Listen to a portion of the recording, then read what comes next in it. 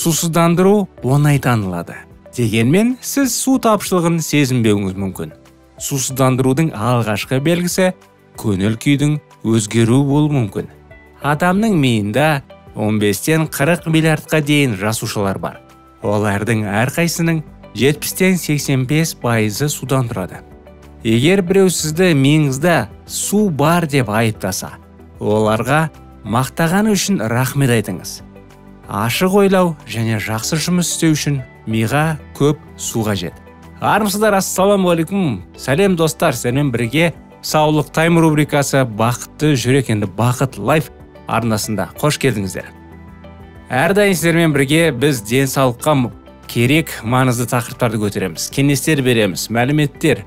Әрине, біз бірінші рет емес су жайлы айтып жатқанымыз неліктен? Өйткені су адамның денесіне керек. Өйткені адамның денесі 65-75%. Енді әр жерде әрі қарай, бірақ 70-80 аралығында пайыздан дене судан тұрады. Ойлап көріңіздерші. Сіздің денеңізде көптеген нәрселер бар. Солай емес пе ағзаңызда? Бірақ соның бәрінің алғанда, соның ішінде 70-80 аралығында пайыз ол судан тұрады. Иә, бұл таңғаларлық. Бірақ бұл рас. Адамның денесінде су аз болса, адам әрине жаңа айта кеткенде көңіл күйі болмауы мүмкін. Әрине кішкене әлсірейді адамдар. Енді депрессиямен тітіркену көбінесе судың жетіспеушілігіне байланысты екен. Сіздің балаларыңыз шаршап, ашуланшақ па? Оларға 1 стакан су беріп көріңіз, және 1-2 стакан өзіңіз ішіңіз. Денедегі судың мөлшері тым төмен болса, адам тітіргендіргіш және оңай осал болады. Жазушылар, суретшілер және басқа да шығармашылық қызметкерлер құрғақ кезеңдер туралы жиі айтады. Бұл сөзбе-сөз шындық. Қалыпты шығармашылық белсенділік үшін судың жеткілікті мөлшері қажет. Оның жетіспеушілігі шығармашылықты тұншықтырып жіберуі мүмкін. Әрине біз енді гүл деген өсімдікті білеміз, енді гүлдің түрлері бар. Кей кезде енді гүл жайлы мысалды әр түрге келтіреді. Мысалы, қыз ол гүл секілді, оны суармасаң ертеңгісін солып қалады дегенде, оны қалай түсінуге болады? Енді қызға жақсы сөз айтып тұру керек, сезімді білдіру керек, енді сыйлық беріп тұру керек дегенде, арнайы қатынасты жасап тұру керек енді. Назарды енді. Солай емес пе? Әйтпесе қыз сізді жақсы көретініңізді сезбей, ертеңгісін бара-бара сізден енді қалай суып қалады. Сол секілді енді адамның денесі ағзасы да бүгін гүл секілді. Гүлге уақытылы суармаса не істейді ол? Солып қалады. Адамның ағзасы уақытылы суармаса, енді су қолданылмаса ағзаға, бара-бара адам енді жиі аурады. Көптеген енді басқа жағы депрессия секілді. Маза болмайтындай. Мидағы су енді мөлшерінің 70%-дан төмендеуі қатты сусыздандыру кезеңдегідей жедел психоздың дамуында көрінуі мүмкін. Психиатрлық ауруханаларға қатты сусыздандыру күйінде түскен науқастардың оқиғалар бар. Тексеру кезінде сусыздану анықталды. Көбінесе көктамыр ішіне сұйықтық құю бірнеше сағат ішінде жағдайды қалыпқа келтіреді. Ойыңызды таза және жарқын ұстағыңыз келсе, қосымшалар енді 1 стакан су ішіңіз. Бұл әрқашан сіздің қолыңызда болатын енді арзан және кейде ең тиімді қалыпқа келтіргіш. Әрине енді азан ішкен су ішу үшін өзіміз тап жүру керек. Болмаса кейде сатып алу керек. Енді қазір мүмкіншілік бар. Кішкентай қалаларда білмеймін, енді үлкен қалаларда бұл бар мүмкіншілік. Әр жерде үйлердің араларында аппараттар бар. Кей жерде 10 теңге, кей жерде 15 теңге литрі. Соң сақ қоясың да теңгені. Енді озон деген бар. Міндетті түрде соны қолдарыңыз, озонды бассаңыз, баклашыңыз кішкене тазартады. арнайы озонмен. Кейін су толтырып алсаңыз болады. Сондай мүмкіншілік бар. Әрине, енді егер сізге шөлді қандыру керек болса, тамақ ішер алдында немесе одан кейін көп ұзамай ішетін таза су бұл табиғатқа қажет нәрсе. Тағы бір жағдай енді түсіну керек. Артық кетіп қалмау керек та, адамдар енді ондай жағдайлар жиі кездесетін. Адамдар су ішіп, ертеңгісін ауруханаға түсетін. Неліктен?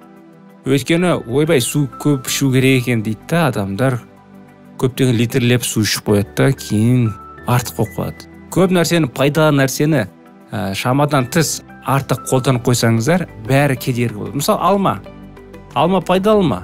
Пайдалы, бірақ көп алма жеп қойсаңыз, аллергия беруі мүмкін, болмаса бір жеріңіз ауырып қалуы мүмкін. Пайдалы көп нәрсені сонымен шегі болу керек. Судың да шегі болу керек. Күнде енді қанша 7-8 стакан дейді ғой, статистика бойынша 7-8 стакан. Әр адамның өзінің ағзасына байланысты. Кейбіреуге 1,5 литр аздан ішкен жетеді, кейбіреулер 2 литр, кейбіреулер 2,5 литр. Бірақ енді көп ішіп қоймау керек. Адам шөлдеген кезде бұл уже сізге миыңызға сигнал. Ағзаңызда су жетіспеушілігі, енді су керектігі. Сіз ол шөлдеген кезде ғана емес, уақытылы су ішіп тұруыңыз керек. Бүгін енді 21 ғасыр көптеген приложениялар бар. Арнайы. Енді орысша оның бәрі. Пить воду деп.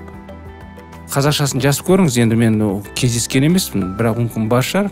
Орысшасы пить воду болмаса ағылшын тілінде енді water drink дегендей приложениялар тартып алсаңыз, күніне өзіңіз қанша стакан ішкіңіз келеді, қанша миллиграмм, соның бәрін таңдап, уақытында таңдауға болады. Кей кезде өзі сізге естелік қойып тұрады, су ішуіңіз керек деп. Өзіңіздің ағзаңыз сізге ескертпейді, сіздің приложениеңіз. Сол кезде уақытылы су ішіп отырасыз. Айтайын дегенім, тамақтың алдында, енді таңғы астың алдында, түскі алдында болсын, 1 сағат бұрын су ішу керек. Және де 1 сағаттан кейін.